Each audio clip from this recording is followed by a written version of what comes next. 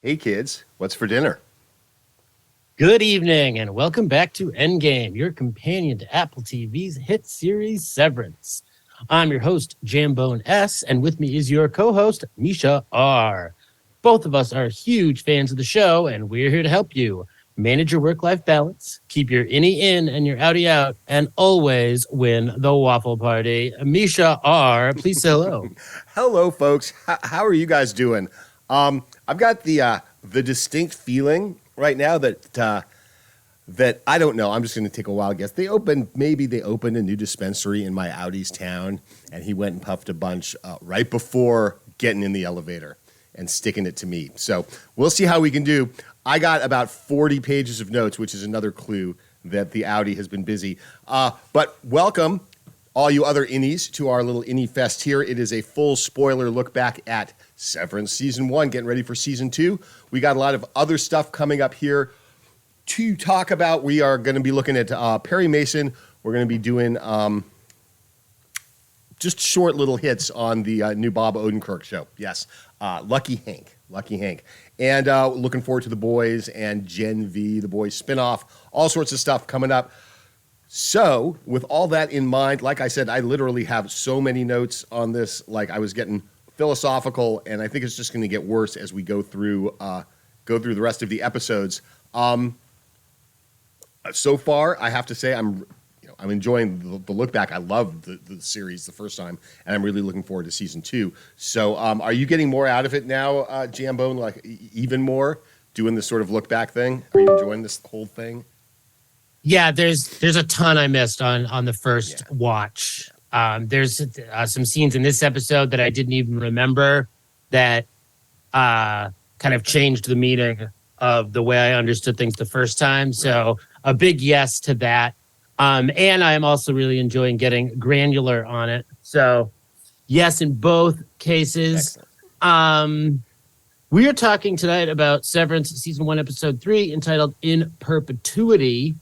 We're doing things a little differently now. We used to kind of go through the beats and analyze as we went. We're kind of now doing a summary right up front, which just to remind you, if you haven't seen the episode in a while, just to remind you of the events that we're going to be discussing. And then we're just going to dive into the discussion topics deeply, if you will. And again, I got to say, full spoilers. It didn't come up. Things that happen in later episodes in Season 1. We haven't seen Season 2, so we cannot spoil that, so you're safe there.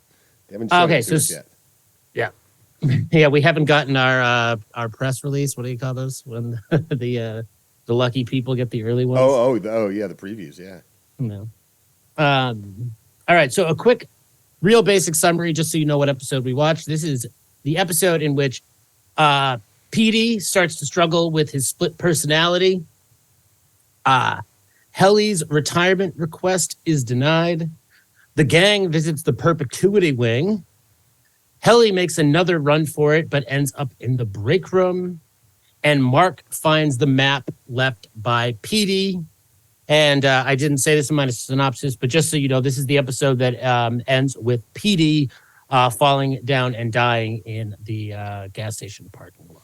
Yeah, they also meet O&D in their travels, which was sort of interesting. And isn't I'm watching them all so frequently and over and over again.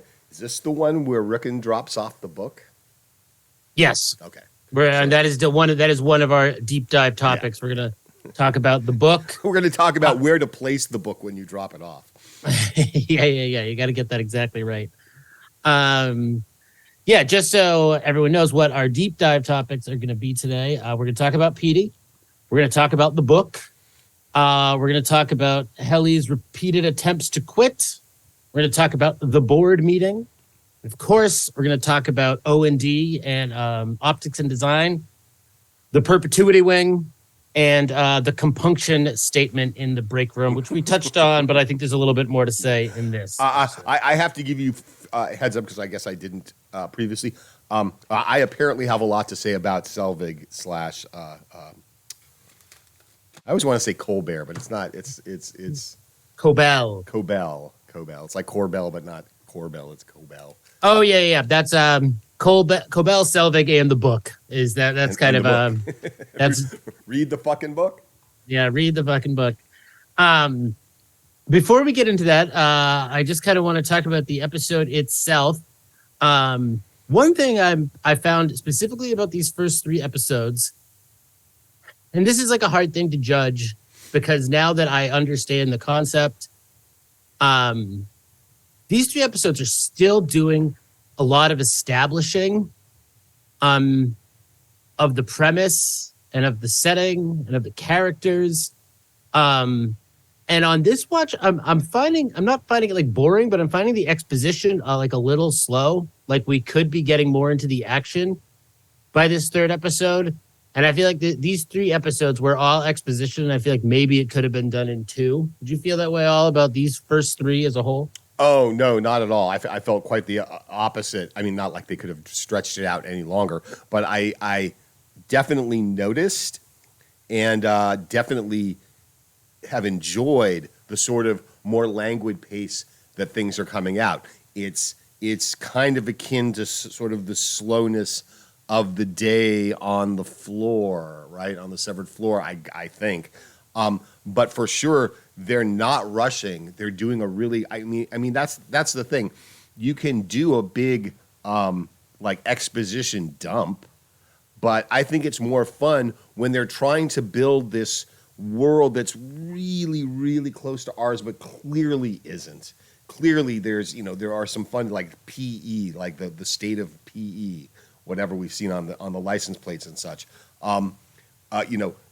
The way they build that, I think it's much more fun when they do it more organically, and like we've talked about, when they let a little bit slip about, the congressional hearings and the this and the that. I think in the next set of episodes, I find myself wishing that, spoiler alert, but that Mark and the people who did Petey would like get their shit together a little bit more and a little bit more quickly. So it does, what you're talking about does actually get to me at some point, but I don't think it's gotten to me at this point, and I don't think it's gotten to me as far as the way that they're building this world. I think they set out to do it in the long haul. They didn't say, let's write it in case we don't get a second season. I think given, who's behind it and the quality of what they've got, and they know what they've got is quality, and they're handling it like quality, and we'll always be talking about how great how great the writing team is, at least for this season, and what a great job they've done. I think they're acknowledging the fact that they've got some room and they're not in quite that kind of rush. Yeah, so this is the episode with the license plate. And since you brought it up, before we dive into the deep topics, do you like some, works of fiction just decide to take place in some, random upstate New York City that doesn't really exist? And the fact that the city doesn't exist doesn't really matter. It was just, a choice by the writers to not bring the attributes of the location into the plot. But do you think there's something more going on here? Like that this world that this takes place in, beyond the Lumon aspect, is significantly different from our world in a way that we don't know about yet?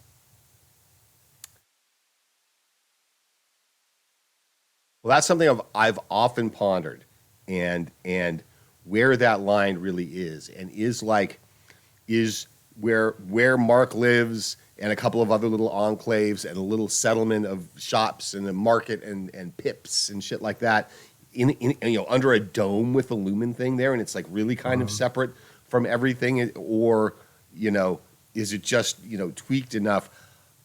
The only that's not true.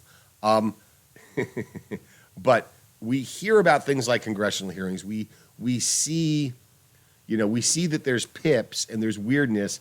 I don't think we can look at Rickon as being like, oh, he's like a weird Lumon type dude because he's so weird and everything that there was going on was weird. I think that's a little bit of the show's social commentary.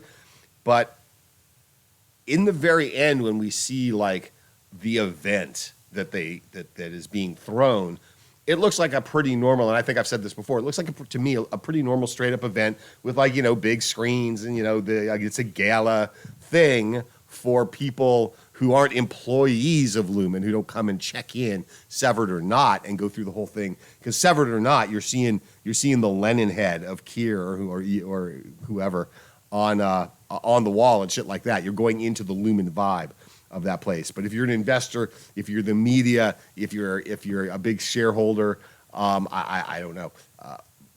So it seems kind of normal in that respect. But what do you think? I don't know.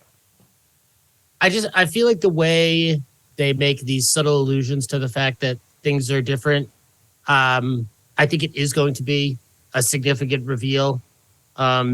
Maybe in season 2, maybe Really? Much later on. Yeah, I think it could be even something as weird as, I don't think we know what year it is.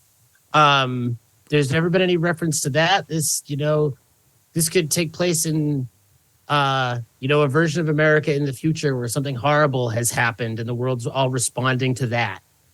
And Lumon is capitalizing on that. And that's why his brother-in-law is able to sell 5 books.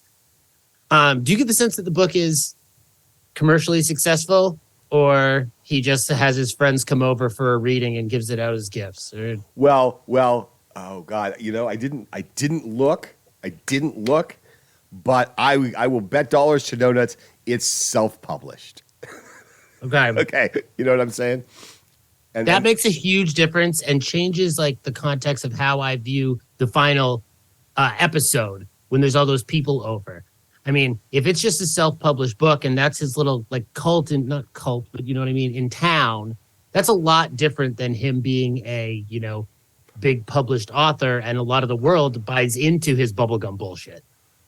Okay, well, I would not even say or assert this. I would deduce this from the clues that we have.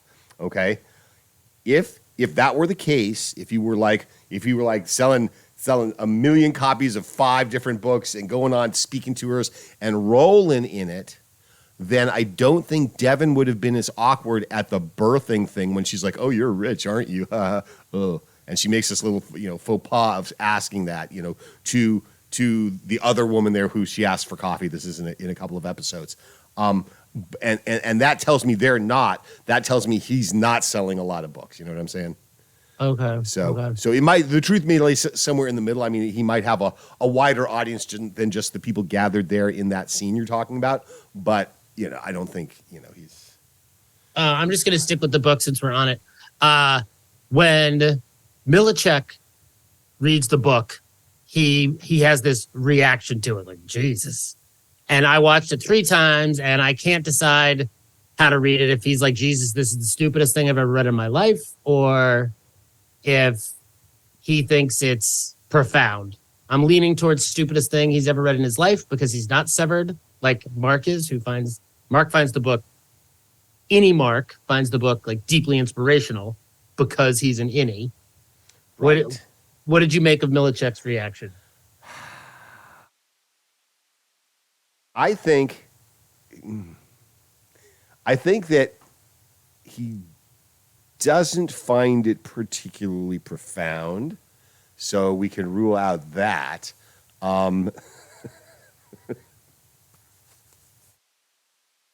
So he's just like, no, but sitting around. No, for some reason that reminded me of something from The Princess Bride. But anyway, back to this. But I think he could, so he certainly there's a quality or a degree to which he's going, oh, this is fucking ridiculous stuff, like we are when we sit there and see it on the screen.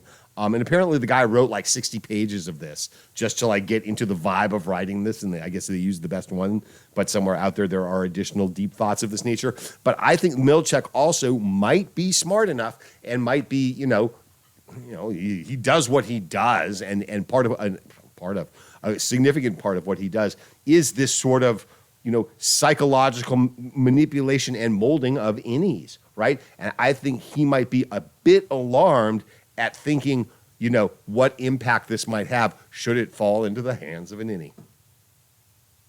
Okay. I actually thought you were going to go a different way with it, that he's able to read it and then be a better manipulator by like seeing the way simple people think. He's like, now I can even like manage the office a little bit better knowing this. Oh, I don't know if you could compare normal Rickon to an innie, but maybe.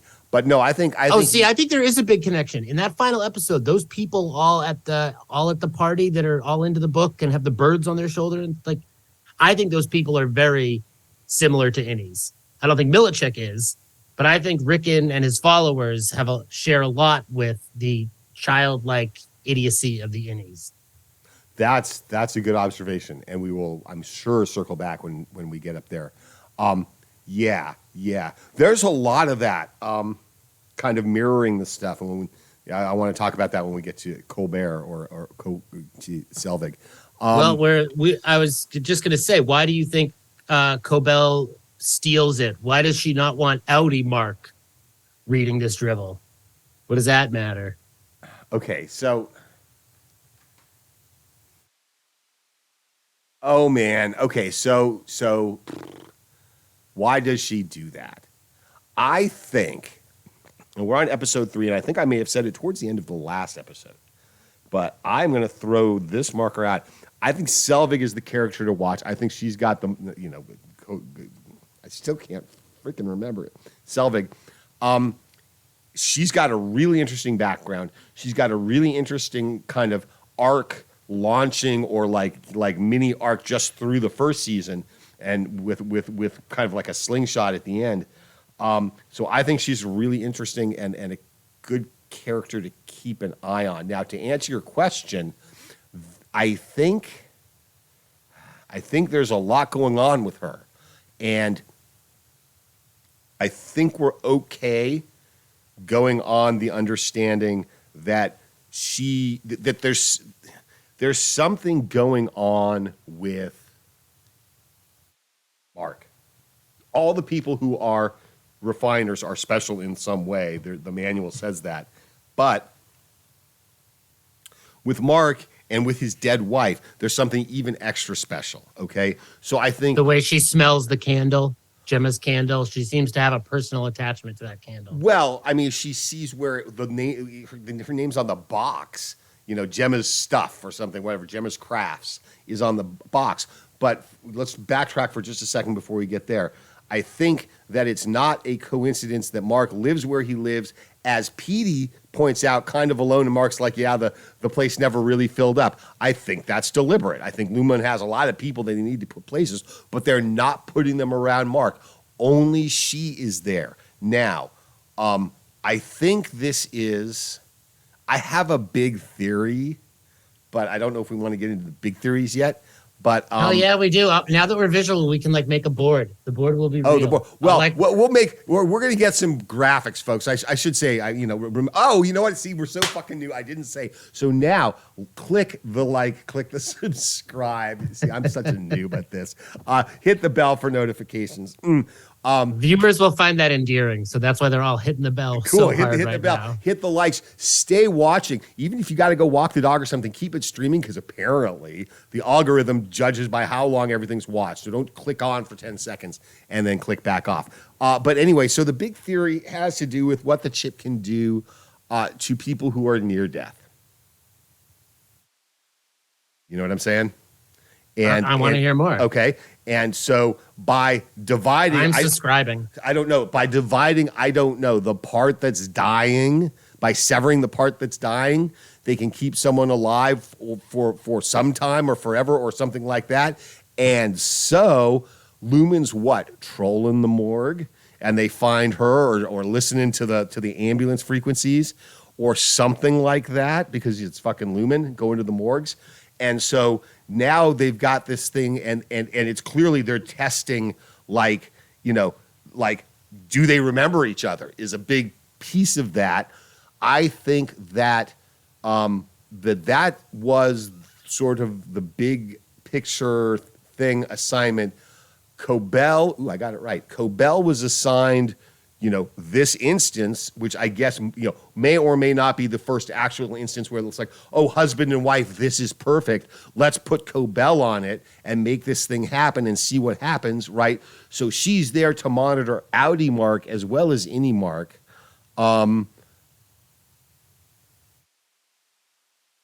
But I think it's getting a little, not, personal. She's made some very, suggestive comments to Mark, of course, but personal in that it's kind of becoming her own thing and she's taking, too much ownership and agency with it, I think, vis-a-vis what the board might like to see. So taking the candle, yeah, it's a good idea. And we see the candle again, and it's an obvious attempt to see if anyone remembers, and neither of them seem to. But I think that's what's going on with at least them. I don't know how that ties into what the refiners are doing with the numbers or anything, but that's what I think is going on with the Gemma thing and the chip. And one of the big things that Lumon thinks the chip can do, or maybe actually can. I think. Yes. Yeah. So I noticed some weird stuff with Cobell in this episode too, and I started to wonder: is she taking an interest in Mark that is extracurricular? And I don't mean like sexual or anything. I just mean like, right. Is she going outside her job responsibilities in how much she is staring out the window and watching him? Any thoughts on her baking? We got some some insert shots of her baking all this food, and I thought we were supposed to be told visually or that the food is bad, that she's really bad at baking. Did you get the sense that those cookies sucked? I didn't. So one more thing about the book, she does. Because I just recalled, she does call in the fact that he dropped off another book, and they're like, "Oh, the brother," and she's like, "Yeah," or the brother-in-law, whatever. So she's reporting back to Lumon about what happens to Mark in Outie Mark's life, and I think that maybe just her on an impulse decided not to leave it there. Or maybe she did it knowing that Rickon would come and say, well, what'd you think of the book? And he'd say what book, and it would cause trouble. Who knows? I don't think she did it with the intent of having it found by the Innies.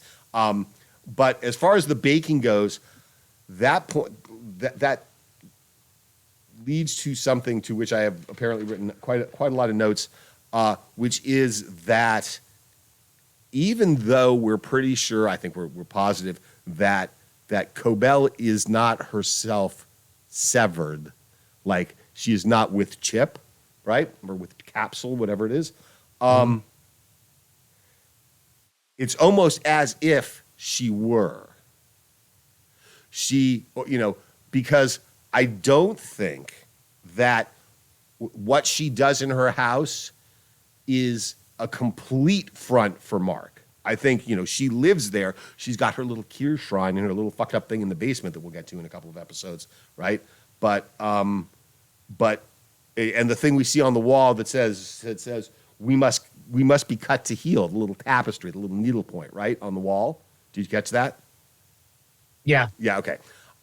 So it's almost like that's the Outie her, and Selvig is the Outie, Cobell is the Innie in a way, but they kind of know each other. It's just really, it struck me as striking, if you will, how they depicted this. Like Cobell is, looks just like totally corporate, boom, boom, boom. And then she's this kind of like almost bohemian free spirit, a little bit of a head case, a little bit of whatever.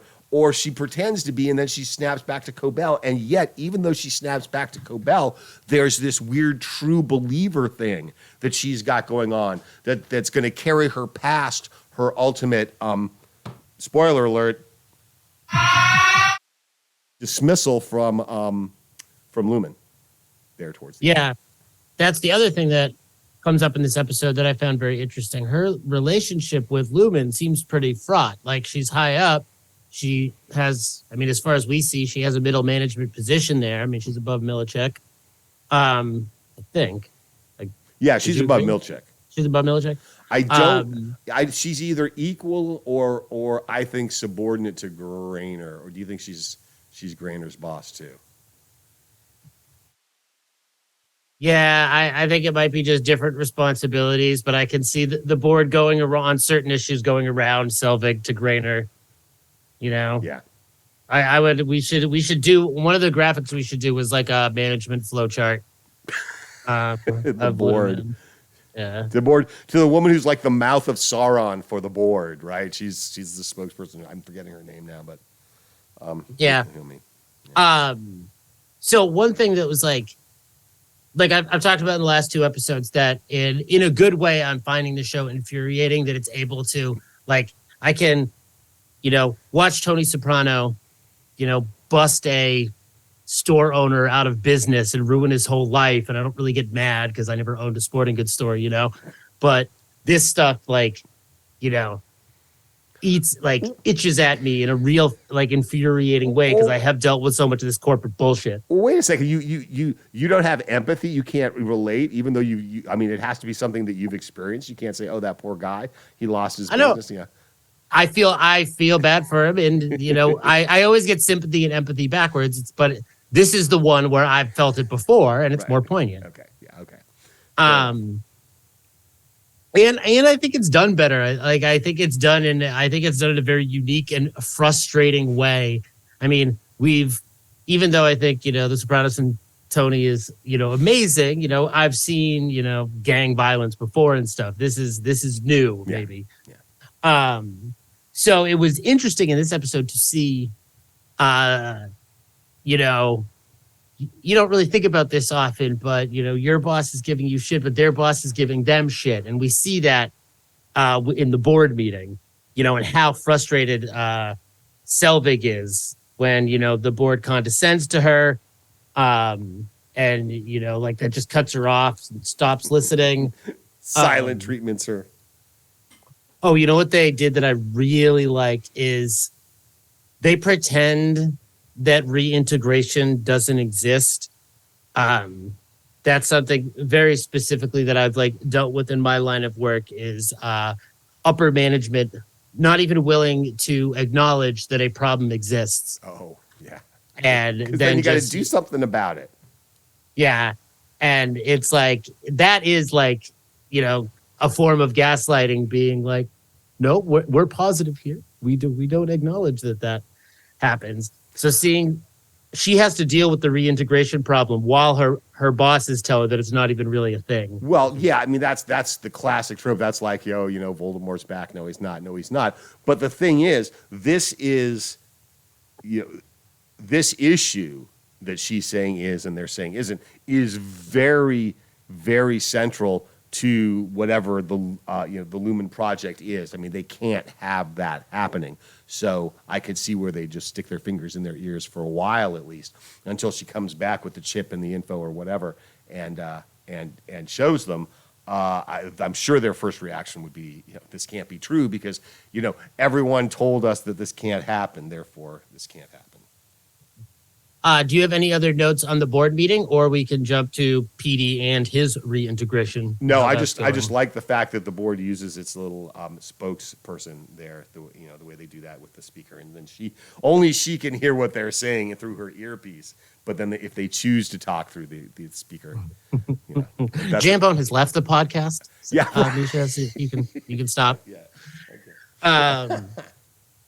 All right, so let's talk about Petey. The episode kind of begins with Petey in the basement. Selvig doesn't know he's there. She just, even with all her spying, didn't see him. Moved into the basement. No, I don't think that she knows. I don't think that she knows. She comes down, she snoops around. I don't even think she gets the tingly Spidey sense. She's just snooping and then decides to go. Yeah, I mean that's what I thought. I agree. So Petey's very, worried about observation. He's he thinks there might be cameras in there, which I mean, it's a good question. You're in a company townhouse in Lumon. I'm surprised they don't have cameras in Mark's house. Yeah. He's having flashes back to his office life. And I think this is really cool. The way he explains it, it's having two lives stitched together. The relativity is fucked. Because all of these two existences now become one, but your first day at Lumon is the first memory you had when you were 5 years old. And it was like, they explained it and I thought about it and I was like, that is probably how it would work. Right. And that is fucked up. It's highly fucked up. So Petey claims, and I think we have evidence later to support this, that he has help from a group, not like the protesters out of the street, a more serious group, that they helped him unsever. Mark, makes it very clear that he doesn't want to unsever. He says, being severed has helped him. Petey references a department where you don't get to leave. I think that's where Gemma is. Are you on board with that? Yeah, I mean that ties in, and also there are other clues about Gemma saying she's like only been awake for some like weird short time, but in like a weird way. It's in an upcoming episode. I apologize, but I think that if the thing is that the severance capsule is severing, the person that died from this other person, and they can do that, right? Then when Miss, what's her name? What's her any name? Oh, I don't know. Well, okay, when Miss Casey. When Miss right. Casey goes up the elevator, what happens? She drops dead on the floor, right? So what's the deal with that? And that would lead me to think that might be the class of people that never leave, right? They may lay them down and turn them off, if you know what I'm saying, but they're not going up the elevator. Yeah. You know what else this made me think that would be super fucked up? If you severed, but then they just send you from floor to floor. If they could somehow make the capsule so you didn't need sleep, you would think, okay, I'm at work, but then they actually just send you to work for the other 12 hours on a different floor. And you just go from work to work all day long and up and down. That could be one of the wait for it EndGame things that they're trying for. No, that's a great application, dude. You get twice as much labor out of every body. Exactly. Yep. 24 hours it's absolutely skating the line with Black Mirror and shit like that. Stick them on the bikes, then they can pedal 24/7. Right. There's moments where I find Petey to be unreliable, but that could be just with what he's going through. Do you think Petey's totally on the level with Mark? Yeah, I mean, I think he's absolutely genuine and on the level with Mark. I think he's trying to get Mark to do the reversal procedure, and Mark was the person to whom he should reach out to, I guess, because of the flashbacks in his head or whatever, not the memories. So yeah, I don't think he's being deliberately unreliable. I think his condition might cause some, almost not unreliability, because everything he's seeing, he must have experienced is just sort of a chronological issue at that point, perhaps, because he's not having, hallucinations of things that never happened to either innie or outie. It's one or the other. It's just sorting them all out that's a problem, and it's very invasive. So, reliability, I don't know, but I think that ultimately the character of Petey is going to wind up being sort of a vehicle for other things, and I think those other things may have already been launched. So thanks, Petey. Yeah, I mean, 'cause Petey does not survive the episode. He goes for a walk. He ends up at this gas station. Mark gets there in time to see him die right there in front of the store. But when he gets back home, there's a phone ringing, and if I remember correctly, I have not seen episode 4 since the first time I watched it. That's probably the group he was working with that brings Mark back to the university, I think. Could be. Yeah, could be. Yeah. And I think most importantly, Petey tells Mark about the map, which is going to be... That's the thing. Yeah. Anything you see on the map that you can read into? I mean, I think it's supposed to launch theories, but not really be specific. It's, there's this area, who lives here, there's the break room, there's the Perpetuity wing. Anything you took from it that you want to mark right now? Isn't there a like something, the coil of death and the mind and shit like that? Yeah. So there's a lot. Hold on a second. I'm pulling it up. Petey's map, Severance, boom, right there. Let me get it as a poster, for fuck's sake. Apparently, I pulled up a poster site that has Petey's map. No, I don't want that. Go away. So there's mind, and there's you know what? I'll try and figure out how to put this up on screen when I do the post production, guys. People live here. Okay, so that could be where Miss Casey lives because she doesn't leave. Perpetuity, Wang, break room. There's a lot of stuff that's not filled in. Something called mind that looks like an eye with a square pupil, but vessels coming out of it. There's we're here, and team building. Have they been to team building yet? I don't see anything that looks like sheep. You know, it's a little vague. Yeah. Well, we will definitely talk more about the map. Anything else you want to say about Petey? Yeah, I think you know he's done his job to show that reintegration is possible, to set outie mark on the course, and to lead any mark, you know, the map. So what more could we ever ask for Petey? Thank you, sir. All right, so I want next to talk about Helly. This is one of Helly's multiple attempts at quitting. Not the last yet, but this time she has gone through official channels, and she's all psyched. She thinks it's going to work. She's like, I submitted my request. I think it's a little weird that she's like so optimistic about it and so shocked that it doesn't go through. Right. Yeah, that seemed odd. But I think it does pose an interesting question. If your outie is the type of person to do this to your innie, does that mean you, the innie, are also kind of a piece of shit? And I think the episode dives at this question in other ways. With the thing on the wall, history lives in all of us. I think, you know, the innies aren't responsible for what their outies do and vice versa. But I think this episode in a lot of ways suggests that kind of, you know, like you might be responsible for more than just your conscious actions. Be responsible for, or more than just your actions might make up who you are, which goes back to the very first line of the program, which we have talked about. Who are you? Okay, so that's what the question is. Who are you when you don't have those memories?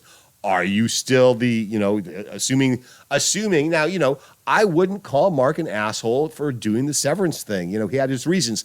We may come to find out that if my theory is correct, there might have been a little bit of pressure on him because they had his wife and they needed him to do it or something like that. But he's certainly defending his choice. Outie Mark is defending his choice, you know, in many different instances over the first few episodes. So he's pretty solid in that. So I wouldn't call him necessarily an asshole who did it, but, you know, the people who are, you know, the guys with the flyers probably would. So, you know, it's one of those things, and that's why they're having the congressional hearings. Yeah. But I think it's safe to say, now this is the thing. I mean, I guess Helly is in Egan, and so sorry, spoiler alert. Helly is in Egan. So what? She's a little bit more feisty. Mark came in, so like, you know, any Mark's first day was when the accident was even 2 years ago, 2 years sooner, 2 years closer to the time of the accident. So Outie Mark came in, you know, crying and sad and depressed. He's still crying. He must have been crying then if he's still crying now in the car, right? So he's sad and depressed, and you know, Irving seems a little, you know, docile, if you will. So Helly, being an Egan, was probably raised, you know, you're fucking Egan, blah, blah, blah, blah, blah, whatever. That would be reflected in her innie, I would think. And that's what I've always thought we're seeing in her, like, constant, you know. I don't think Mark innie tried that many times. I don't think he went to the extremes that Helly does. I don't think he ever needed the bad soap. I don't think he tried to write weird shit on his arm to try and avoid the code detector in the elevator and stuff. I don't think any of that. I think he just sort of went with it, as probably most do. I think Helly is increasingly the exception, farther and farther down the bell curve towards like the 0.1% of people who react the way she does.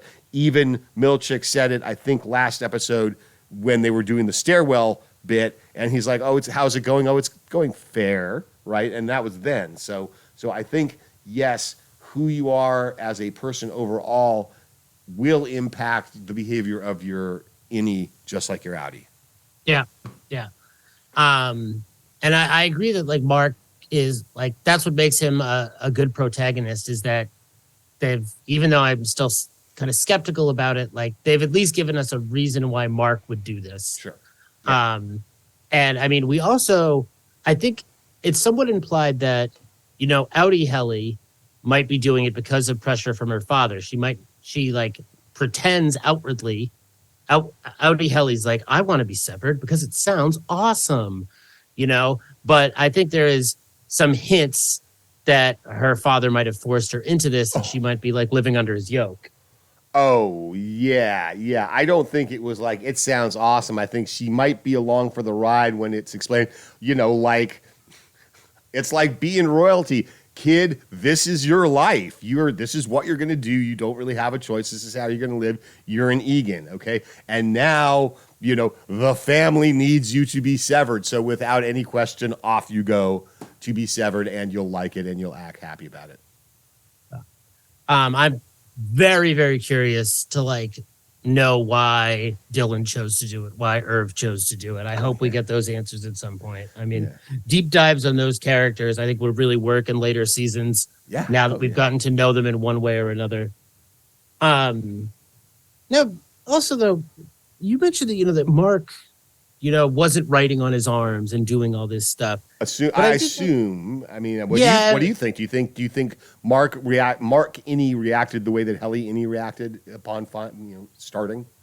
So I think we're supposed to, as viewers, think that Helly is reacting more strongly than most people do. Mm-hmm. But I think there's some hints that it might be the opposite. And in that, Dylan and Irv don't at all seem really put off by Helly's reaction. It's just another day at the office to them. And also there's like moments when like she's writing on her arms and she's like, "What do you mean, this gibberish?" And he's like, "Put your arms together." It's like he's seen that trick before. And then the other moment that I found very weird and out of character for Mark is the thing with the pen cap, where Mark all of a sudden goes from this like, sympathetic, I'm not really cut out to be a boss guy, to being like, "Do you know what happens if you swallow that pen cap? Milchick personally takes it out of you. And you don't want to know." To be honest. So he knows which end to start on. Well, that and dude, you don't want him to use the bad soap.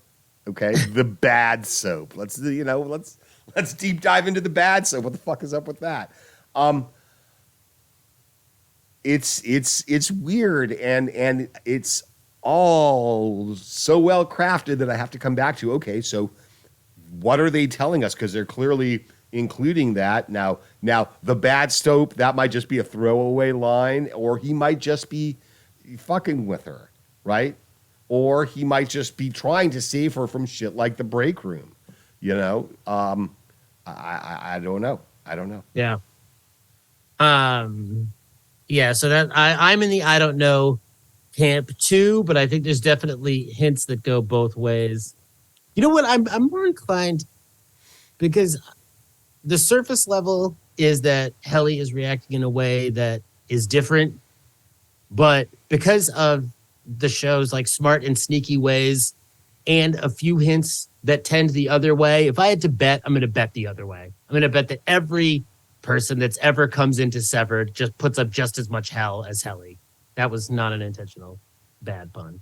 Well, I think her naming is intentional just for that reason. Well, that's for sure. So they set you up for the pun. There was no fault of your own.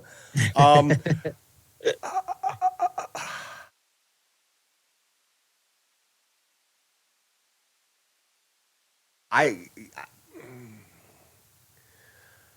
probably, but if I go back to the Milchek in the stairwell on the phone thing. Okay, so if he's calling that fair, then there's got to be a good, right?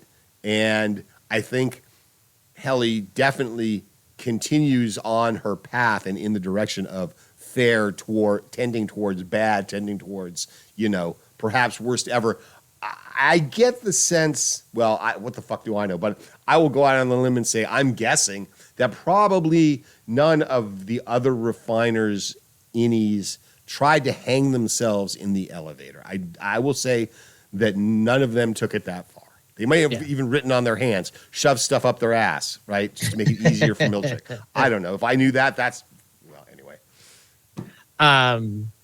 Yeah, no, that, and I do like the idea that how rebellious your innie is relates to how rebellious you are on the outside. And that brings me to my next question, just about how to rebel. If you were an innie, you were in Helly's position, like, what would you do? Oh, fuck, dude. That's what would I do? What what can you do? You could just sort of not do the work, just sort of, Oh, yes, you could quiet quit. Yeah, exactly. Quiet quit. That's what else have you got? And then they'll take away your tokens and you'll get hungry. So, I mean, that's the thing. It's kind of like being a slave, right? Yeah. It's kind of not, and it kind of is. In the same way, it's kind of like being the Audi, but it's kind of not like being the Audi. It's an incredibly clever device and implementation of this device, for this plot and for this story. It's really good. So, the one thing that I wonder while I watch is when Helly's in her most like rebellious state, though, when they say walk down the hall to the break room, why not just say no and go limp and sit on the floor? When they say put your hands on the table and repeat the statement, like is that to suggest that she's already somewhat broken, that she's even like doing those things? Well, because I mean, no, because she continues to try to quit, however that manifests. Sorry, guys, the sun just came out up here in my non-basement. I think that, her level of acquiescence is shown by the fact that she goes calmly and peaceably, because also I think she knows that if were she to simply go limp and drop to the floor and try and become dead weight or something else, Grainer will have no compunctions about grabbing her and just dragging her ass down to where she needs to be in whatever the break room is, because she doesn't know what it is yet, and she'll throw her on the chair, and Grainer and Milchek will put her hands where they need to be, and they'll wake her up and they'll tell her to read. So I think this show is, I think it's saying something interesting about compunction and about control, because I work in the education system. I've talked about this, and there are just the kids that be like, you can give me detention, I won't show up, and then you'll give me a consequence for not going to detention, and then I won't do that, and eventually you're gonna run out of options, and I'm just gonna win. Like, there are the kids that are like rebellious enough and strong-willed enough. I don't really judge these kids for doing this. They've been failed by the education system. That's not on them. And having the security guy, what's his name again? You just said it, Grainer. Like, having him force you is one level of control, but it's a much better level of control is just getting people broken enough that they will do it themselves. And like you said it, Helly knows what the next level is, and because that's not an option she wants. Okay, I am going to walk down the hall and I am going to say the compunction statement over and over again, and apologize over and over again. So, like, of all the theories about what they're doing down there, like, are they just experimenting with how to break people in the way you break a horse, like a wild horse? Are they studying ways to break people so that they can be better laborers? It could just be that. Well, you no, know? I would suggest that the breaking has already occurred. They're learning how to manage the half that they have. You know, I mean, because when you drill a hole in someone's head and you shove a capsule in there, you're kind of breaking them. I mean, I would consider that the operational, and then you send them down the elevator and it zaps them. And so now it's like, this is where the rubber hits the road with the questions this show asks. Is it's in that elevator ride. Okay, so how much of the person is left to break? Is it like you've broken them and you just have to build them back? Well, you still need some discipline. I mean, even Reek needed a little bit of discipline every now and then, a little reminder, right? A little look at Master eating a sausage, right? To keep him in his place, literally. And isn't that what the break room is? In it's not a sack of oranges, right? They're not taking a beating. They're doing some weird, Scientology biofeedback hands on the cylinder, EndGame thing, or it's total bullshit. I don't know. They show a graph, and he's looking for certain reactions, so you get the impression that they are in fact looking for some sort of, detectable level of recalcitrance or whatever. Yeah. But it all could be all bullshit too. Like we find out when they go to the security department, no one's there. Oops, spoiler alert.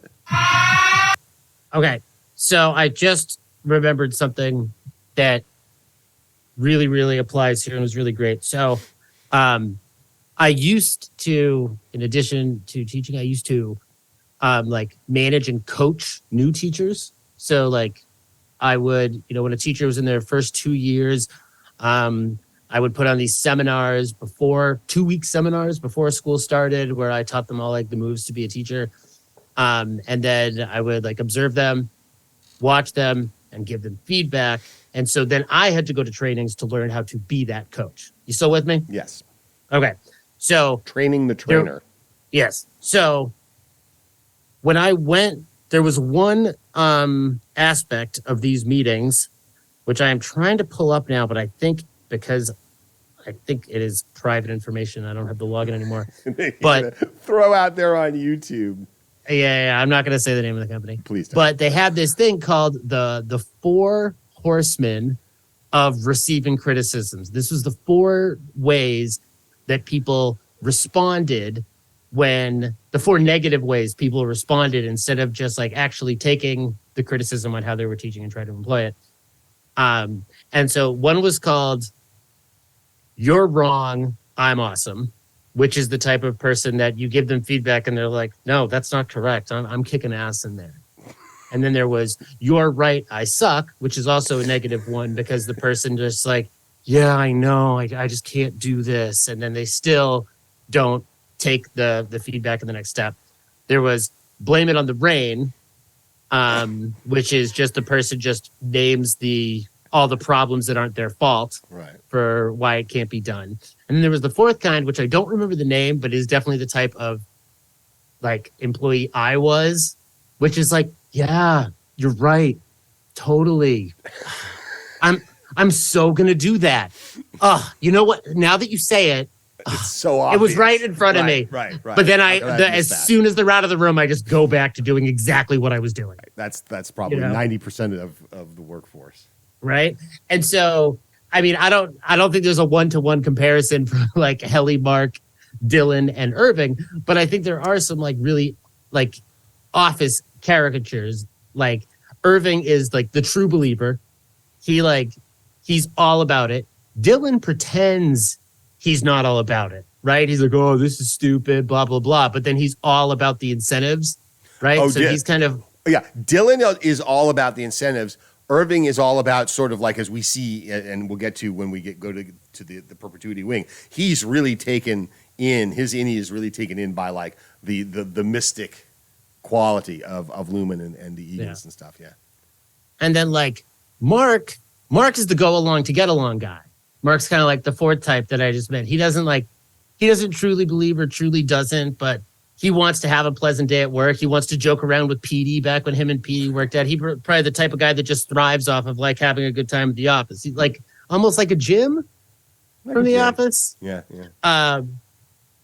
But I don't know. Just so the methods and the way we see all the different characters react is very interesting, and I hope we learn more, especially about Dylan and Irving. Wait. Oh, no, maybe not. I was thinking they might be trying to map to the four tempers as discovered by Keir. But that's woe, frolic, dread, and malice. Only one of them is fun. The others are woe, dread, and malice.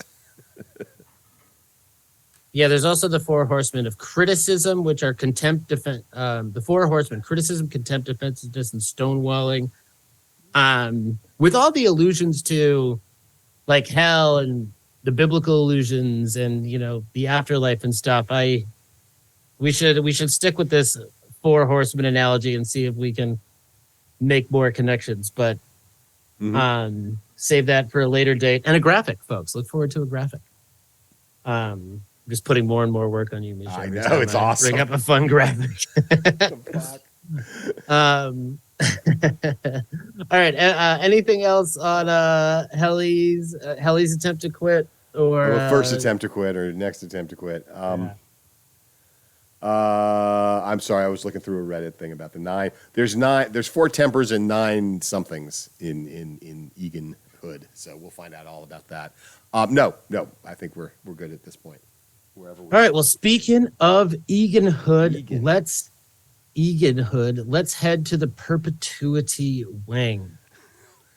Because of Helly's dissatisfaction and things not going well, and Irving is just, concerned about everything, he suggests that they go to the Perpetuity wing. Some of these moments that I love to hate is when, they suggest going to the Perpetuity wing. And it's like, well, did you fill out a form, right, to request this type of shit? It's like, no, Jesus Christ.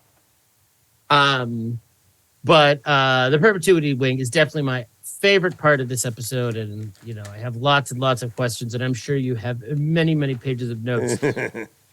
But on the way to the Perpetuity wing, we run into O&D, optics and design. Let's just talk about the name. What does optics and design do? They seem to make, at least we know they make the paintings that hang on the wall throughout the floor. And I guess throughout the rest of the building, I don't know, but at least throughout the floor. Now, optics. What connotations come to mind with the word optics? Well, like visuals and stuff, perhaps. Okay, but go ahead.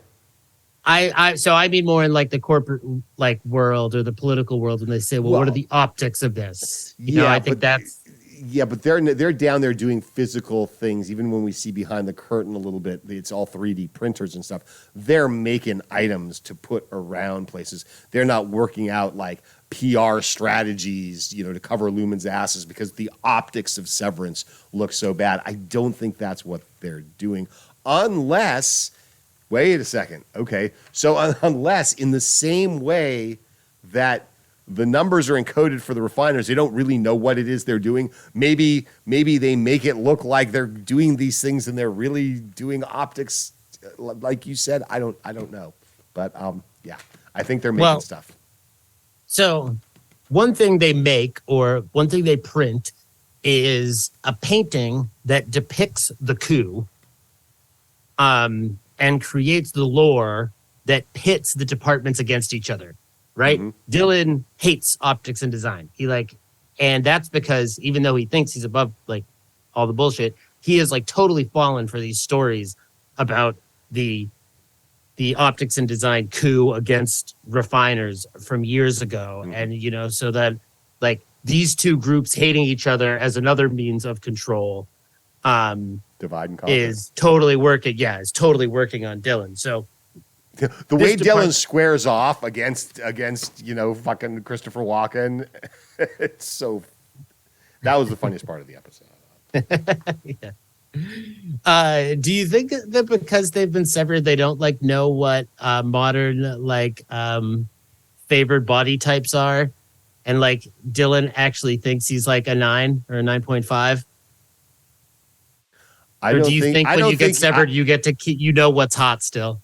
I don't think that you need to be severed to have a self-image, male or female, that is probably several numbers off of what, everyone else out here in consensual reality would probably say. So I don't think that particularly, you know what I'm saying? That's not a severance thing. That is a fair point. But like we have, that is definitely true. And Dylan definitely, like, we see the caricatures of himself. Oh yeah. Right. So yeah, okay. But yeah, I think he thinks he's a beast. Oh, he definitely thinks he's a beast. Yeah. So yeah, he's him squaring off against them, and then Irving trying to manage it. Irving, who plays by the rules, is very willing to break the rules about interdepartmental fraternization. Absolutely. Do you think like Irving is aware of the history of homophobia and stuff, or do you maybe when you're severed, it's just like, hey man, flesh is flesh?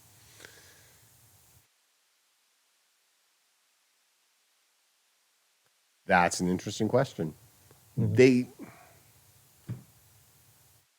They seem to know a lot, It's really just their outies set of experiences, how you learn stuff. So I don't know.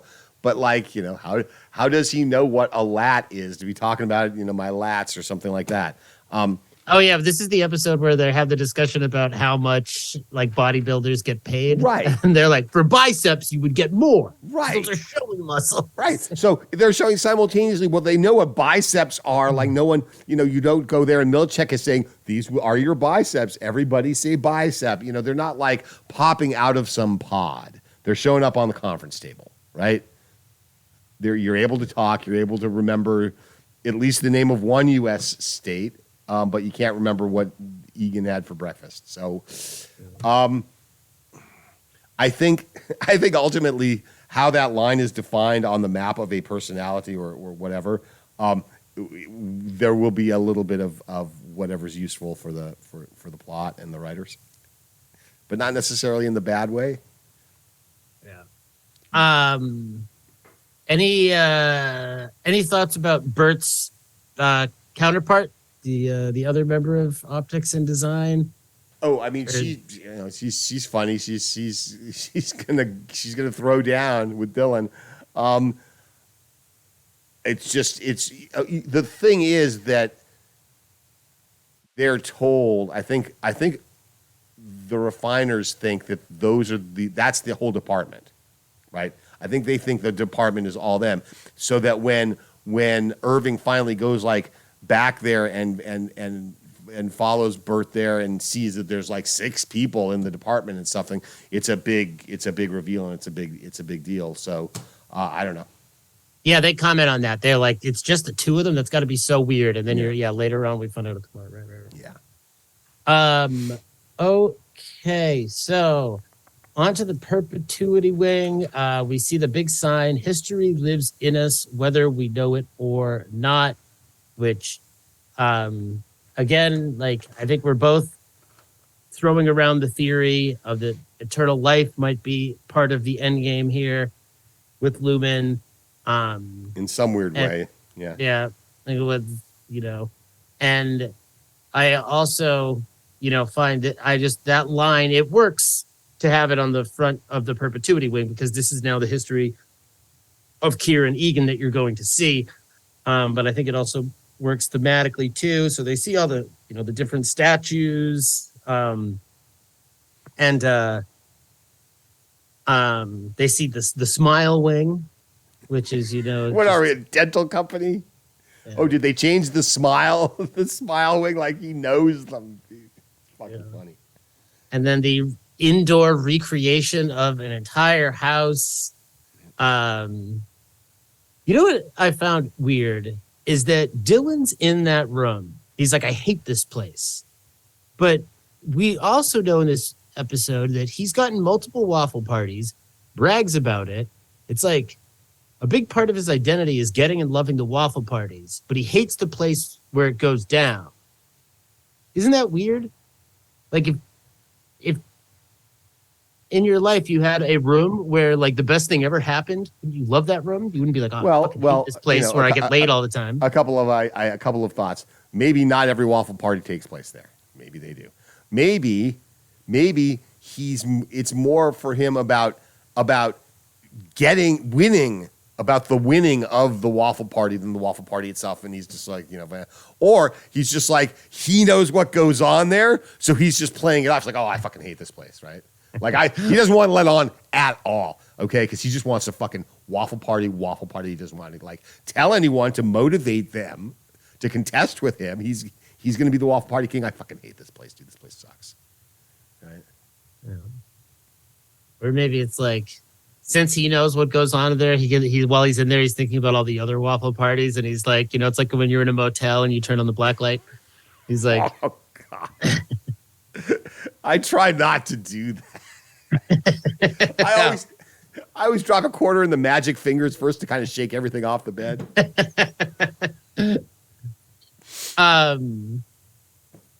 So they're playing Perpetuity Bingo. Yeah, oops. I love Dylan's line. I've been reverent as fuck up until this point. Dylan is an epic character, dude. Yeah, and that guy's like some brand new actor. Like you look at his IMDb. I'm sorry, I'm forgetting his name. And we'll say it a million times on future shows to make up for it. But he doesn't have a lot of experience. Like he's done like only a couple things. He's out there fucking crushing it, dude. He's awesome. I'll look up his name because now I feel like an asshole. So what if my Audi's an asshole too? So. I mean, the Perpetuity Wing, this is like, I feel like this is your spot to jump in. Yep, Zach Cherry. Okay, very cool. Zach Cherry. Good name, too. Very good name. So this is all about indoctrination. I feel like this is kind of your area of expertise here. Give us some analysis of the Perpetuity Wing and its purposes and its historical relevance. Well, because, of course, it looks ever so freaking Soviet. Like the whole idea that you're going to have, if they were really going for it, it would be the leaders themselves embalmed, of course, because that's what you do. But failing that, having a Madame Tussauds wax museum of them is the next best thing. No, I'm sorry. It's the second next best thing. The next best thing would be if they were Disney animatronic and Keir would say something to you and he would move a little bit or stand up from his chair. But failing that, what they got going there now, it's cult of personality, and the thing is, it's on you can't. How do you describe the ending? On a psyche, right? That is cleaner and fresher and newer and more impressionable, perhaps, right? So it's in a way like, back in the Soviet days, they had these things, the commie Boy Scouts, right? The commie Boy Scouts were called the Young Pioneers, and boys and girls would join the Young Pioneers. But it wasn't just, it was all the outdoor, strength and fitness and shit with a big dose of motherland and a big dose of party, right? So they were little commie Cub Scouts, for real, going around, narking on their parents sometimes. There was, some classic instances of that. But that whole sort of indoctrination thing, seems to me particularly when we bring in that in bas relief engraved image with sunlight hitting it, that looks he looks like Lenin. People, trust me on this, and that whole thing, it just sends a shiver up my spine, and I don't know if it's a good kind or a bad kind. I really don't. But it's so that the Perpetuity Wing. I have stood there. I have seen the embalmed corpse of Lenin in Lenin's tomb there on Red Square, and it's got that same weird ass vibe that they kind of give you here. There's his, don't sit on his bed, and we'll get to when you do get to sit on his bed. But all of that kind of total reverence, and that's how you build a cult of personality, and that's how you inculcate people into it, and sort of particularly, and again, and this is the Severance twist, with that apparently very impressionable, almost childlike. Remember, and I'll always go back to this. Milchick, when he smacks down Mark at Helly's ball, roll the ball meeting, he goes, "Yes, sir." He puts his head down like that. Absolutely childlike, like getting reprimanded by a parent or a teacher. So when you're working with that, yeah, this is absolutely, and I get the impression that there's probably another one for the non-severed employees, but they can't have the non-severs crossing with the severed. So this is just another version of it on the severed floor. Yeah. We see it on the map because when Mark's map, there's a picture of a house and stuff, but there's even a note. Do people live here? But that might have been a separate section. Yeah, this seems to be an area strictly for, the indoctrination or experimenting with it. And I don't really have. I loved it. It was my favorite part of the episode. And I found it so creepy and weird. I guess I don't have that much else. Well, to say about it's it. creepy and weird. It really contributes to the world building as far as how creepy and weird and what's really going on with Lumon and the Egans, and that it really is a cult of personality. And in doing that, it's setting us up for shit like when we see Selvig's little shrine, okay, and that whole thing, and it's setting us up ultimately for Dylan's finest moment. Yeah. It's laying a lot of groundwork for things that Yeah. will be super important later on. Yeah. Yeah, it's doing a lot at once because Good it's writing. good writing. Yes, indeed. Well said, Absolutely. Misha. Well Absolutely. said. We covered our deep dive topics. We never decided whether it was better to leave the book on the side or at the door, though. Right. When you leave a book at someone's house, how do you leave it? I would leave it on the door. You would leave it on the I would door, leave it on yeah, the because door. you don't want it to be missed. Okay. Right. But this does bring up another relationship, which I think is really funny and interesting, even if doesn't seem at this point to me, at least, to be pivotal in the way that I've already tagged, Selvig as being a key character. And that's the Devon-Rickon relationship, because the scene with the book, I'm sorry to drag us back there, but it's funny, is that shows her level of patience with her. She's literally about to burst with a baby, right? But she's still "Oh, honey, I think everything's fine." And the way she treats him so much like a child so many times, because he is kind of, he's that kind of weird innocent too, in a way, wouldn't you say? Even though he's writing books, but we talked about that, and it is like Innie's writing books for Innies. So you had a good piece of evidence that they're not rich because they refer to someone else as being rich. She does, yeah. I think the fact that she's with him implies that he probably is a successful author, because why else would she be with him? Well, okay. Well, wow. What does that say? God, dude, I don't really want to go there, but what does that say about how you view women and their motivations? That's the only reason, is if he's a successful author.